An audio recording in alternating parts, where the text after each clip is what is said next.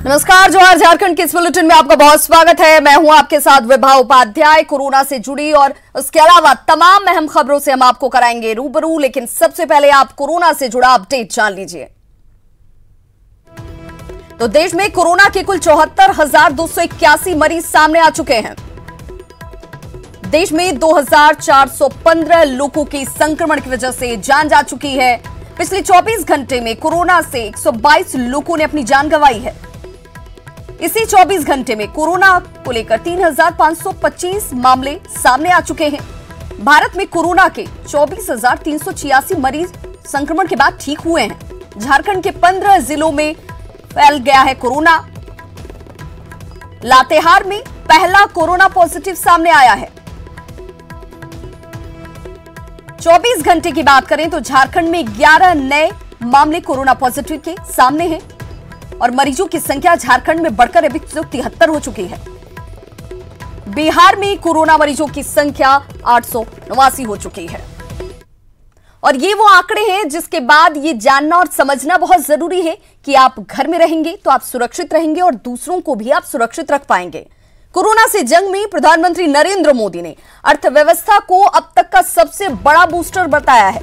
प्रधानमंत्री ने देश के नाम संबोधन में 20 लाख करोड़ के आर्थिक पैकेज का ऐलान किया, जो लॉकडाउन में टूटी अर्थव्यवस्था की कमर सीधी करने का काम आएगा। इस पैकेज से आत्मनिर्भर भारत अभियान को गति हासिल होगी। यह आर्थिक पैकेज देश की जीडीपी का 10% है। इसके साथ ही पीएम मोदी ने भारत को आत्मनिर्भर बनाने के लिए लोकल के लिए वोकल बनने की भी अपील की। पीएम ने लोकल प्रोडक्ट्स खरीदने और गर्व से उनका प्रचार करने की भी अपील की। थकना, हारना, टूटना, बिखरना मानव को मंजूर नहीं है। हम पिछली शताब्दी से ही लगातार सुनते आए हैं कि 21वीं सदी हिंदुस्तान की है, कि भारत में ही हर रोज 2 लाख पीपीई और 2 लाख N95 मास्क बनाए जा रहे हैं। ये हम इसलिए कर पाए क्योंकि भारत ने आपदा को अवसर में बदल दिया। जो पृथ्वी को मां मानती हो, वो संस्कृति, वो भारत भूमि जब आत्मनिर्भर बनती है तब उससे एक सुखी समृद्ध विश्व की संभावना भी सुनिश्चित होती है। साथियों, आत्मनिर्भर भारत की ये भव्य इमारत 5 पिलर्स पर खड़ी होगी। पहला पिलर इकोनॉमी। एक ऐसी इकोनॉमी जो इंक्रीमेंटल चेंज नहीं बल्कि क्वांटम जंप लाए। जिस आर्थिक पैकेज का ऐलान हो रहा है उसे जोड़ दें तो ये करीब करीब 20 लाख करोड़ रुपए का है। 20 लाख करोड़ रुपए का है। ये पैकेज भारत की जीडीपी का करीब करीब 10% है। रांची के लिए नई दिल्ली स्टेशन से आज ट्रेन खुलेगी और दिल्ली से शाम 4 बजे ये ट्रेन खुलने वाली है, जो कल सुबह 10:30 बजे रांची पहुंचेगी। दिल्ली और रांची के बीच सप्ताह में 2 दिन ये ट्रेन चलने वाली है। बुधवार और शनिवार को दिल्ली से, जबकि गुरुवार और रविवार को रांची से ये ट्रेन खुलेगी। लॉकडाउन के दौरान उम्मीदों की जो ट्रेन जिस तरह से चली है, बाकायदा इस वक्त में भी काफ़ी लोग नई दिल्ली रेलवे स्टेशन पर पहुंच रहे हैं। यहाँ देखा जा सकता है कि यहाँ पर काफ़ी संख्या में जो लोग हैं, जो यात्री हैं, जो अलग अलग राज्यों में जाना चाहते हैं, वो यहाँ पे पहुँच रहे हैं। और ये अपने अंदर जाने के पहले जो तमाम जो और लोगों को सैनिटाइज किया जा रहा है, उसके कपड़े जो हैं वो सैनिटाइज किए जा रहे हैं, उसके जो सामान है उसको सैनिटाइज किया जा रहा है, उसके बाद ही अंदर जाने की इजाज़त दी जा रही है। तो लोग जो यात्री हैं वो अब अंदर जाते हुए दिख रहे हैं और थोड़ी देर के बाद इनका जो सामान है, इनका जो टिकट है, वो सब कुछ देखने के बाद ही अंदर उसको जाने की इजाज़त दी जाएगी। नई दिल्ली रेलवे स्टेशन पे लगातार जो लोग हैं उनको देखा जा सकता है कि काफ़ी संख्या में लोग आ रहे हैं और वो यहाँ से निकलेंगे।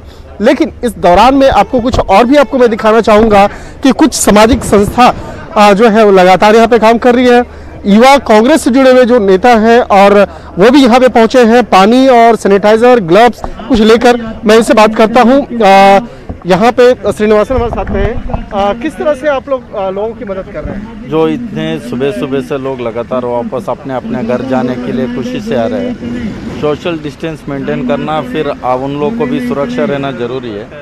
पानी और ग्लव्स, सैनिटाइज़र, मास्क, ये तमाम चीज़ें लोगों को मदद कर रहे हैं हम लोग। आप कल भी आप यहाँ पे पहुँचे थे, कल भी यहाँ पे काफ़ी लोग, तो किस तरह से आप लोग को एक कह सकते हैं मैसेज भी दे रहे हैं और लोगों की मदद भी कर रहे हैं? यूथ कांग्रेस का परंपरा है, जो भी मुसीबत में है उन लोग को मदद करना। कांग्रेस पार्टी, युवा कांग्रेस, सब लोग पूरा देश भर जो भी लोग अपना अपना घर जाना चाह रहे हैं उन लोग को मदद करने के लिए हम लगातार कोशिश करेंगे। कितने लोग का भूख मिटा सकते हैं, उनको पानी और मास्क, सैनिटाइजर कर सकते हैं। इस समय राजनीति का समय नहीं है, लोगों को सेवा करने का समय। राजनीति का समय नहीं है, लोगों की मदद करने का वक्त है। इसलिए पानी, सैनिटाइजर, ग्लव्स और तमाम जो चीज़ें लेकर ये नई दिल्ली रेलवे स्टेशन पर पहुंचे हैं। लगातार जो यात्री है उनको देखा जा सकता है, छोटे छोटे बच्चे, महिलाएं, बच्चे सब यहाँ पे आ रहे हैं। और जो यात्री हैं वो यात्री अंदर जाने से पहले उनको बाकायदा देखा जा सकता है कि किस तरह से छोटे छोटे बच्चे जो हैं उनको वहाँ पे देखा जा सकता है, किस तरह से वो उनको निर्देश भी दिया जा रहा है। और वो यात्री अब अंदर जाएंगे, अंदर जाने के बाद उसके बाद यहाँ से अपने जो गंतव्य स्थान है वहाँ पे रवाना होंगे। वीडियो जर्नलिस्ट प्रकाश गुप्ता के साथ शंकर आनंद, न्यूज़ 18 दिल्ली। तो प्रवासी मजदूरों की घर वापसी लगातार जारी है। बेंगलुरु से 1470 मजदूर और छात्र को लेकर स्पेशल श्रमिक ट्रेन बोकारो पहुंची। ट्रेन से 15 जिलों के छात्र और मजदूर वापस लौटे हैं। बोकारो स्टेशन पर स्क्रीनिंग के बाद सभी को अपने अपने गृह जिले में भेजा गया। मजदूर और छात्रों को लेकर जाने के लिए बोकारो में 45 बसों की व्यवस्था की गई थी।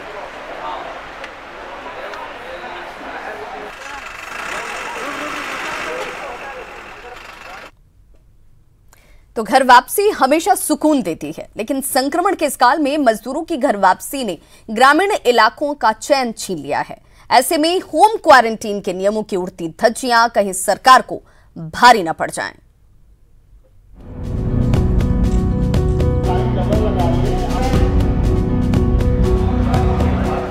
प्रवासी मजदूरों के लगातार आगमन ने बोकारो के ग्रामीण इलाकों की नींद उड़ा दी है। शुरुआती चरण में गोमिया प्रखंड के साड़म और चंद्रपुरा के तेलो और साथ ही पीपराडी में 10 कोरोना मरीज मिले थे, जिसके बाद से इन इलाकों के ग्रामीण प्रवासियों को पहले क्वारंटाइन में रखने की मांग कर रहे हैं। जैसे अभी जो झारखंड हाल फिलहाल आए हैं, उसको झारखंड में अपने परिवार से मिल तो नहीं रहा है। उन लोग को क्वारंटाइन के लिए बाहर में रख दे रहा है 14 दिन के लिए, तो फिर उसको आने ही क्यों दे रहा है? हम लोग का यही कहना है कि इस तरह का जो बाहर प्रदेश से जो आ रहे हैं लोग, उन लोग को क्वारंटाइन में रखा जाए किसी भी तरह से, नहीं तो फिर कुछ भी हो सकता है। कोल्हान के ग्रामीण इलाकों में भी प्रवासियों को होम क्वारंटाइन के निर्देश से विवाद बढ़ा है। कोल्हान के मानकी मुंडा संघ की माने तो बाहर से लौटे ग्रामीणों को सार्वजनिक स्थलों पर जाने से नहीं रोका जा सकता। उधर प्रशासन ने मानकी मुंडा संघ को ही गांव में सोशल डिस्टेंस कराने की जिम्मेदारी सौंपी है। जैसे सरकार ने कहा है कि उन लोग को क्वारंटाइन सेंटर में रखा जाएगा, लेकिन ऐसा ना करके वो लोग होम क्वारंटाइन सेंटर करके सबको गांव में भेज दिया जा रहा है, जिससे गांव का स्थिति जो है अभी बद से बदतर होते जा रहा है और लोग जो है आपस में लड़ रहे हैं। का ड्यूटी ये रहेगा कि जो भी होम क्वारंटाइन व्यक्ति हैं वो बाहर ना निकलें, घर से ज़्यादा बाहर ना निकलें। विशेषकर कॉमन्स है, जो गांव के लिए जो कॉमन्स है, जैसा कि प्लेग्राउंड हुआ या कोई तालाब हुआ, जहां नहाने के लिए नहीं जाना है, जहां ज़्यादा लोग जाते हैं। गुमला से बाहर के प्रदेशों में काम करने गए करीब 12,500 मजदूरों की वापसी जारी है। इनमें 290 मजदूर रेड जोन इलाके से लौट रहे हैं। जिन्हें क्वारंटाइन केंद्रों में रखा गया है। प्रशासन की माने तो मजदूरों को किसी तरह की दिक्कत अपने गांव में नहीं होगी। अभी गुमला जिला में बाहर से काफ़ी प्रवासी श्रमिक गण आ रहे हैं। उनके लिए जो हमारे यहाँ व्यवस्थाएं की गई है, उनको जो सूखा राशन भी हम लोग उपलब्ध करा रहे हैं। उसके साथ ही सभी की स्किल मैपिंग हो रही है। वहीं पलामू के गांव में लौट रहे प्रवासी मजदूरों को पंचायत भवन के क्वारंटीन सेंटर में ठहराया जा रहा है, लेकिन व्यवस्था के अभाव में मजदूर अपने घर चले जा रहे हैं, जिससे संक्रमण का खतरा बढ़ गया है। क्या क्या व्यवस्था मिला अभी तक? अभी तक तो सर अभी कोई भी व्यवस्था नहीं है। अभी व्यवस्था होने के लिए बोले हैं। कोई व्यवस्था नहीं है सर। लेकिन गांव में भी बहुत लोग जो आके वापस चले जा रहे हैं, उनसे कितना खतरा बना हुआ है? खतरा तो बहुत होगा सर। हमको का सबको खतरा, पहले तो उसी घर खतरा होगा सर। सिमडेगा में भी बाहर से लौटे प्रवासी मजदूर होम क्वारंटाइन के बावजूद बेखौफ घूम रहे हैं, जिससे दूसरे ग्रामीणों की परेशानी बढ़ गई है। अभी तक जिले में 1117 लोगों को होम क्वारंटीन में रखा गया है। हम तो यहाँ पर चाहते हैं कि प्रशासन आके लोग को उठा के ले जाए, ताकि हम लोग की गांव सुरक्षित रहे, नहीं तो फिर हम लोग भी महामारी में आ जाएंगे, बर्बाद हो जाएगा पूरा गांव। प्रवासी मजदूरों का बेखौफ अंदाज और क्वारंटीन नियमों को लेकर उनकी अनदेखी ग्रामीण इलाकों में महामारी को आमंत्रण दे रही है। लॉकडाउन में गाँव के जिन प्रवेश रास्तों को ग्रामीणों ने खुद बंद कर रखा था, आज सरकारी आदेश के बाद तमाम द्वार खुल चुके हैं और अब गांव के अपने ही संक्रमण का कारण बन रहे हैं। बोकारो से ज्ञानेंदु, चाईबासा से उपेंद्र, गुमला से सुशील, पलामू से नीलकमल और सिमडेगा से श्रीराम के साथ रांची से संजय कुमार सिन्हा की रिपोर्ट। तो इन प्रवासी मजदूरों को भी और बाहर से लौटने वाले तमाम लोगों को भी अपनी जिम्मेदारी का निर्वहन करना चाहिए। क्वारंटीन पीरियड जो तय किया गया है उसका पालन करें और खुद को और अपने परिवार के साथ अपने ग्रामीण क्षेत्र के लोगों की भी सुरक्षा सुनिश्चित करें। कोरोना बंदी की हर बढ़ती तारीख के साथ प्रवासी मजदूरों की बेचैनी बढ़ती जा रही है। जिन प्रदेशों से घर वापसी के लिए ट्रेनें और दूसरी सुविधाएं मुहैया नहीं कराई गई हैं, वहां से मजदूर अपनी परेशानियों के साथ पैदल या फिर साइकिल से लौटते हुए नजर आ रहे हैं। सिर पर जरूरत की छोटी सी दुनिया समेटे 32 मजदूरों का जत्था ओडिशा से चाईबासा होते हुए गढ़वा के सफर पर है। 5 दिनों में करीब 300 किलोमीटर की पैदल यात्रा कर चुके इन मजदूरों को अपने घर गढ़वा के मेराल पहुंचना है, लिहाजा अभी 250 किलोमीटर का सफर बाकी है। पैरों में छाले पड़ चुके हैं और पेट में है तो सिर्फ भूख। उड़ीसा से आ रहे हैं सर। उड़ीसा में कहाँ? दानगदी। क्या करते थे वहाँ? सरिया सेटिंग काम कर रहे सर। अच्छा, तो कब चले थे वहाँ से? हम लोग चले हैं 5 दिन हो गया सर। 5 दिन हो गया। 5 दिन पैदल ही? हाँ सर। अच्छा, कहीं कोई नहीं रुका? नहीं, कहूँ कोई नहीं रुका सर। हम लोग के भूख लगल है, पहले हम लोग के खाना दीजिए, उसके बाद गाड़ी थोड़ा इंतजाम हो जाता तो हम लोग गढ़वा निकल जाते सर। वहीं ओडिशा से कलिंगानगर से निकला 15 मजदूरों का साइकिल कारवां सरायकेला से गुजर रहा है। इन मजदूरों में कुछ को बंगाल के वीरभूम और पुरुलिया जाना है तो कुछ को बोकारो और धनबाद। बचे खुचे पैसों से साइकिल खरीदकर घर की ओर निकले इन मजदूरों में खासी नाराजगी है। व्यवस्था नहीं चाहिए हम लोग का। इतना दिन व्यवस्था नहीं किया। 2 महीना हम लोग बैठे थे, जब भूख में मर रहे थे तब कुछ नहीं व्यवस्था। अब जब हम लोग निकल गए तब व्यवस्था करेगा तो क्या होगा? दूर में जो लोग काम करते हैं वो लोग को ट्रेन में लाया जाता है। हम लोग उड़ीसा में है, इसलिए हम लोग को कोई हेल्प नहीं। इन सब के बीच जमशेदपुर से भी 9 मजदूरों ने साइकिल से अपने घर मध्य प्रदेश का रुख कर लिया है। करीब 800 किलोमीटर की सफर पर निकले इन मजदूरों ने अपना दर्द हमारे संवाददाता से कुछ यूं बयां किया। टाटा नगर जमशेदपुर में स्टील प्लांट में काम करते थे और लॉकडाउन की वजह से कंपनी बंद हो गया। जब तक हम लोगों के पास पैसा था कुछ खाया और बाकी बचा पैसा हम लोगों ने ये साइकिल ख़रीदा। साइकिल खरीदने के बाद हम लोगों ने ये प्लान बनाया कि हम लोग साइकिल से ही निकलेंगे यहाँ से। पलायन का शिकार रहे गुमला में भी मजदूरों का लगातार छत्तीसगढ़ और मध्य प्रदेश से साइकिलों से लौटने का सिलसिला जारी है। रास्ते में कहीं भी जांच और भोजन की व्यवस्था नहीं होने से इन्हें काफी परेशानियों का सामना करना पड़ रहा है। वहीं गोड्डा के रहने वाले निरंजन और विमल महतो साइकिल चलाकर 17 दिनों में महाराष्ट्र से गोड्डा पहुंचे हैं और अब कभी परदेश नहीं जाने की कसम खाते हैं। पैसा कौड़ी खत्म हो गया, घर से पैसा मंगा के साइकिल लिए। अच्छा, अभी ब्याज पे 10 रुपया सैकड़ा पैसा लिया है गांव वाले से। खाने पीने में कुछ वहाँ जाना ठीक नहीं, अपना राज्य में ही रहना सही है। अब नहीं जाना है, यही रहना है, काम धंधा करना है। मजबूरी में घर वापसी का ये सफर तमाम उम्मीदों के खात्मे हो जाने के बाद ही शुरू हुआ। सवाल और दर्द यह भी था कि 1000 किलोमीटर दूर फंसे प्रवासियों के लिए बस और ट्रेनें चलाई गई, जबकि उससे कम दूरी पर फंसे अपनों को बेगाना बनाकर छोड़ दिया गया। बहरहाल पैर के छालों का दर्द भले ही कुछ दिन में चला जाए, लेकिन साइकिल के लिए कर्ज तो चुकाने ही होंगे। चाईबासा से उपेंद्र, लातेहार से विकास, गोड्डा से अजीत, सरायकेला से विकास और गुमला से सुशील के साथ रांची से संजय कुमार सिन्हा की रिपोर्ट।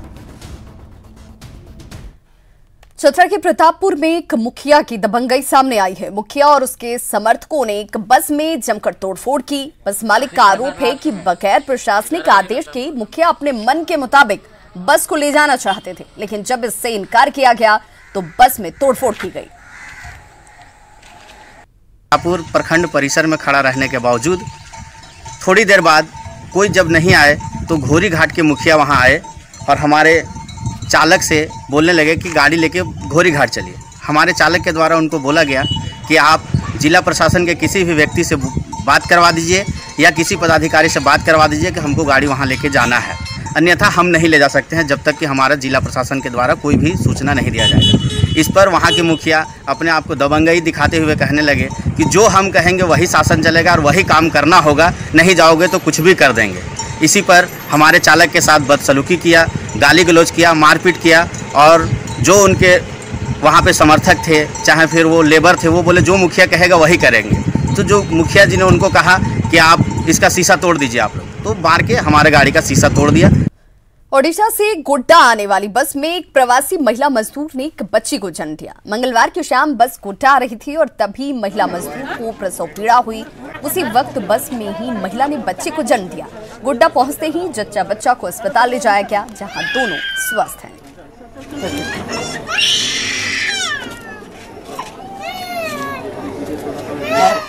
क्या नाम है? रास्ते में हो गया? हाँ। कहाँ घर हुआ? कहाँ आपका? बोहा। बोहा? हाँ। पथरगमा बोहा? हाँ, पथरगमा बोहा। 1:30 बजे के करीब एक प्रेग्नेंट लेडी थी, प्रसव पीड़ा के पश्चात उन्होंने एक बेटी को जन्म दिया। प्रशासन ने तुरंत उस पर तत्परता के साथ उसे जो मेडिकल सुविधा देनी थी, उसके तहत सदर हॉस्पिटल से एम्बुलेंस बुलाया गया। डॉक्टर ने यहाँ उपस्थित जो डॉक्टर थे उन्होंने महिला और बच्चे को देखा। दोनों देखने के बाद उन्होंने ये पुष्टि की कि बच्चे और माँ दोनों स्वस्थ हैं और अग्रतर उनको बेटर हेल्थ ट्रीटमेंट के लिए उन्हें एम्बुलेंस में बैठा करके सदर हॉस्पिटल को रवाना कर दिया गया है। गुमला में झारखंड सरकार के द्वारा संचालित विशनरी कौशल विकास में प्रशिक्षण ले रही तमिलनाडु में काम करने के लिए 1 माह पहले गई युवतियों ने सोशल मीडिया पर वीडियो डालकर प्रशासन से वापस लाने की गुहार लगाई है। संस्था के निदेशक ने न्यूज 18 से बातचीत में कहा कि कंपनी से उनकी बात हो रही है और सभी बच्चियां वहां सुरक्षित हैं। नमस्ते। नमस्ते। हम सभी झारखंड की लड़कियां झारखंड के गुमला जिले से विजनरी स्किल ट्रेनिंग सेंटर से प्रशिक्षण प्राप्त करने के दौरान तमिलनाडु के डिंडुगुल जिले में प्लेसमेंट के लिए आए हुए हैं और कोरोना की वजह से हम लोग काम करना नहीं चाहते हैं, फिर भी यहाँ कंपनी में हम लोगों को जबरन काम कराया जा रहा है। रात में भी ड्यूटी भेजा जाता है और हम लोग नहीं करना चाहते हैं और बाहर से भी मजदूर आते हैं जिससे कोरोना का संक्रमण हो सकता है। और हम लोगों ने वीडियो बना के मीडिया में रिलीज किया, लेकिन गुमला के विजनरी स्किल ट्रेनिंग सेंटर के जो मैनेजर हैं सतीश कुमार साहू, उन्होंने दबा डालने की कोशिश की, जिसकी वजह से हम लोगों की सहायता नहीं हो पा रही है। और हम लोग यहाँ पे 130-40 लड़कियाँ झारखंड से फंसे हुए हैं डिंडुगुल जिले में और हम सभी लड़कियाँ घर जाना चाहते हैं। कोरोना की वजह से काम किसी को नहीं करने का मन है, वो लोग घर जाना चाहती है, सबके मम्मी पापा बुला रहे हैं, सब परेशान हैं। सो हम लोग घर जाना चाहते हैं। तो हमारा झारखंड सरकार से अनुरोध होगा कि वो हमारे लिए जल्दी से जल्दी घर जाने। जैसे मुझे पता चला कि वहाँ से बच्चियाँ टोटल ग्रुप मैसेजेस कर रही हैं कि उनको वहाँ पर से ज़बरदस्ती रोक के रखा गया है, उनको आने नहीं दिया जा रहा है, उनको वहाँ पर ज़बरदस्ती काम कराया जा रहा है, तो ये टोटल तरीके से उनको कोई बहकावा आया है। क्योंकि कुछ दिन पहले ही मैंने उनसे बात किया था, कंटिन्यू उनसे बात हो रही है, उनको कोई प्रॉब्लम नहीं था और अभी भी उनको कोई प्रॉब्लम नहीं है, क्योंकि कंपनी वहाँ पर पूरी तरह सुरक्षा में उनको रखा गया है। कोरोना बंदी के दौरान प्रभावित हो रहे आदिवासियों के उत्थान और विकास को लेकर केंद्रीय मंत्री अर्जुन मुंडा ने वीडियो कॉन्फ्रेंसिंग के जरिए बैठक की, जिसमें सभी राज्यों से स्थिति की जानकारी ली गई। झारखंड से आदिवासी कल्याण मंत्री चंपई सोरेन बैठक में मौजूद रहे, जहां उन्होंने केंद्र सरकार को कई सुझाव भी दिए। इस दौरान मंत्री ने कहा कि सरकार को आदिवासी समाज के लिए विशेष अनुदान की जरूरत है, ताकि वे खेती कर अनाज उपजा सकें। तो कोरोना बंदी में लोग अपनी रुचि के कई काम कर रहे हैं ताकि समय का सदुपयोग किया जा सके। ऐसा ही जमशेदपुर के रोशन झा ने किया है, जिन्होंने श्री भगवद गीता के 700 श्लोकों को 18 अध्यायों को चौपाई में रूपांतरित किया। ये चौपाई हिंदी में है।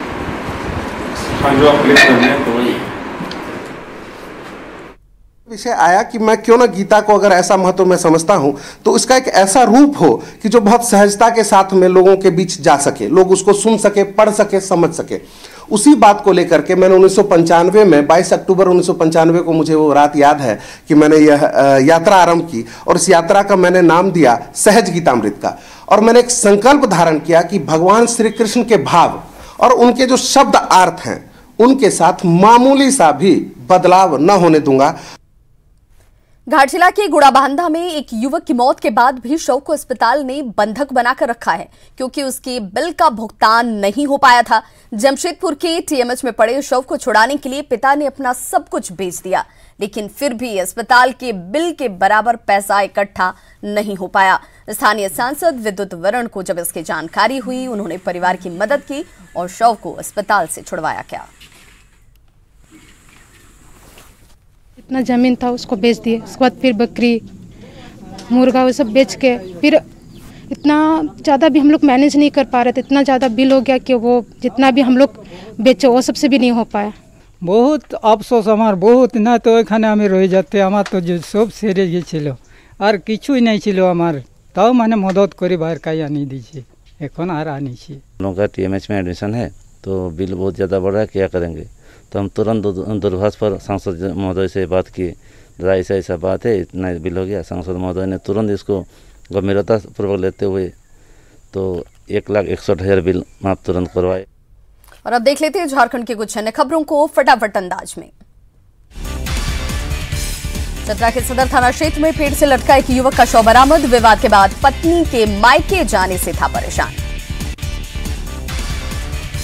रांची के राही में जंगली हाथियों का उत्पात। बेड़ा में एक युवक को पटक कर मारा। मृतक के परिजनों को मिला 50,000 का मुआवजा।